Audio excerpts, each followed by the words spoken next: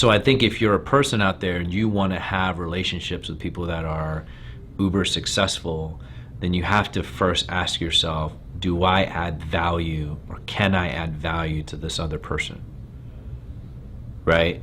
And if the answer is no, then you have to really think, how do you get yourself in a position where you're valuable?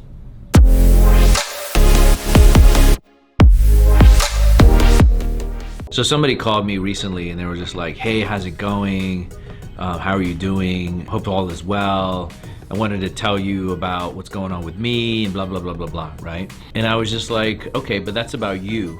First of all, I haven't talked to this person in ages, right? I'm like 8 years, 9 years. And all of a sudden now, you know, because people see that you're doing well or that you blew up or whatever, that now all of a sudden they feel like there's this entitlement that you have to now get in communication with them. And it's a little frustrating because it's like, okay, really? Like now I have to drop everything and call you back because why? Because I knew you 10 years ago? You know what I mean? So it's just the wrong way to go about it. Instead of just coming at it like authentically, like, hey man, I see that you're doing amazing. I see that things are going really well. I want to touch base with you. Just want to, you know, see how you're doing and make it about you as opposed to them, right? Because that's what happens a lot, especially on social media. It's like people are like reach out to you and they want to tell you about them. And it's like, okay, so I got to take my time to learn about you or find out about you instead of just saying, hey, the person's being interested in you and finding out about you and maybe adding value to your life as opposed to, you know, going to get. Right? Like that's what everybody does. They just like go to get. Like I want, as opposed to, okay, how can I give or add value?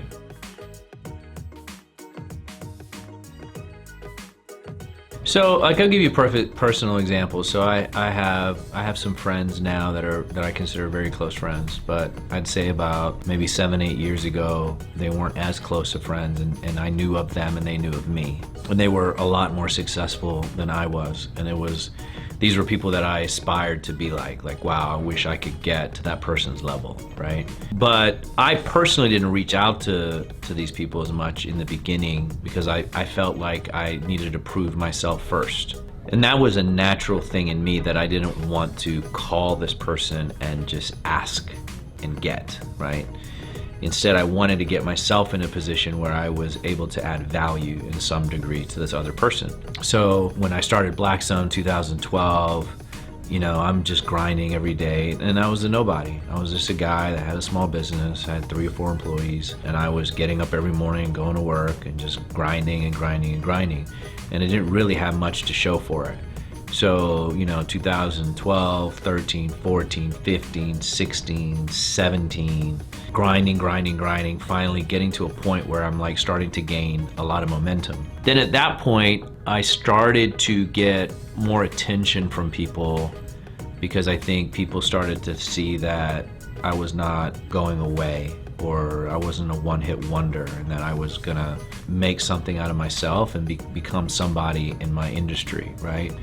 At that point, I started to reach out to these people that I admired for a lot of years. And the funny thing was, I remember actually getting a message from a really good friend of mine now, who I always admired, and he was just like, hey man, I just want you to know that I see you.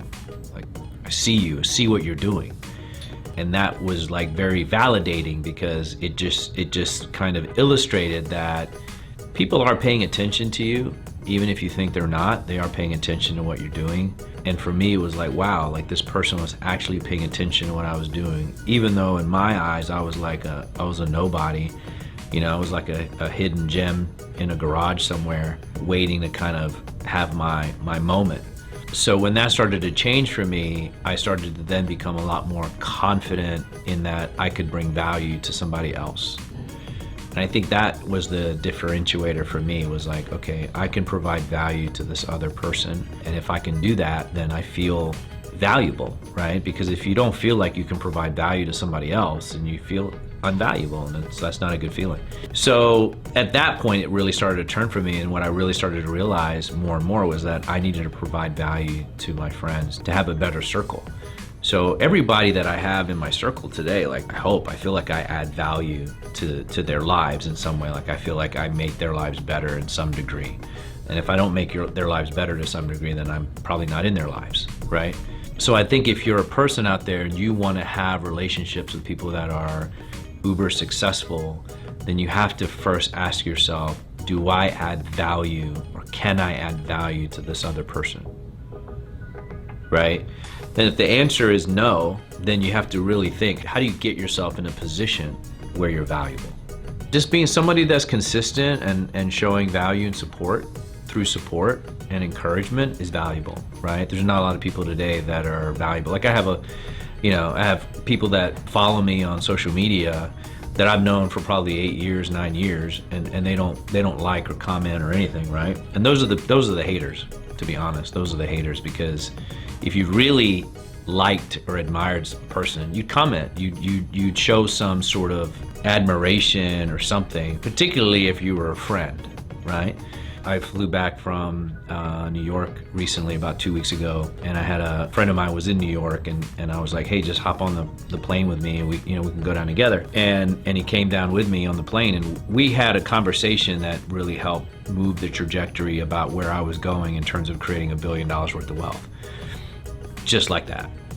And that was one conversation, so he provided value that was like immense. If you look at your circle and you're like, okay, you have people in your circle that aren't really providing value, then what's the point? I'm not at a point in my life where I want to just go and shoot. I'm not a shoot kind of guy. So if I'm spending time with you, it's because I want to exchange ideas. I'm interested and I'm inquisitive about whatever's happening in your life that I can learn from and walk away maybe just that much smarter, right? Like when I flew back from New York and I was with my friend, and I left the plane smarter, right? And then we were up in New York, and then we're hanging out with the other friend, and he's worth like $500 million, smarter.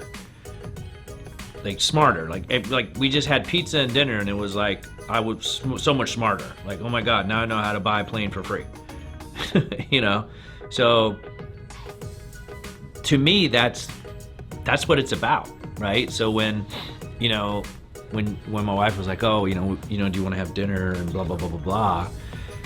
I'm like, okay, hold on, like, where is this gonna go? And some people may think that's cold or being antisocial, but I just look at it like, okay, I know for me, I can say it confidently that I know that whoever I come into contact with, I will add value in their life, like hands down. There's no question about it in my mind. I will add value upon value upon value, and I will make your life better in all conditions. So I'm picky about who I'm hanging around, because I don't want to give away my fairy dust for free, and I don't want to just go give my fairy dust away to somebody that probably doesn't even know it's fairy dust, and they're not aware that you're giving them something that they can change their life with, right? Even subtle changes. It's not like everything has to be so big, but sometimes something can be really small. It's a small shift, and it changes the trajectory of somebody's life, like a golf ball. I hit a golf ball the wrong way, just 1 millimeter off. Eventually, after 100 yards, 200 yards, starts to veer off in one direction, right? So I feel like, just these small trajectory changes that can be a millimeter makes a huge difference. It makes a huge difference.